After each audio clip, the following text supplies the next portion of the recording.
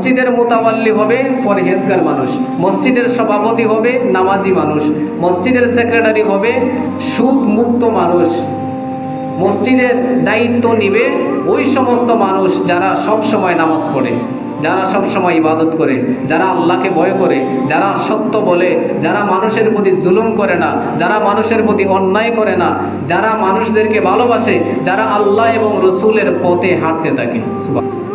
আর আজকে আমরা কাদেরকে বানাই? আমরা দেখি টেকাকার আছে এবারটা সভাপতি, ঠিক না নেই? আমরা দেখি শক্তি আর বেশি এবারটা সেক্রেটারি। আর আল্লাহ বলেন আমি হুকুম দিছি ইব্রাহিম নবী এবং ইসমাইল নবীকে, সাধারণ মানুষ না।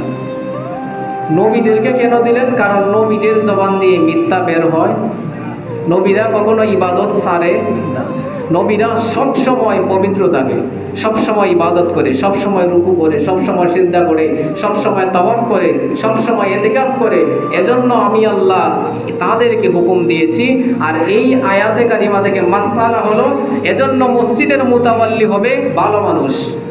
টাকা আছে কিনা এটা দেখার দরকার নাই, শক্তি কিরকম এটা দেখার দরকার নাই।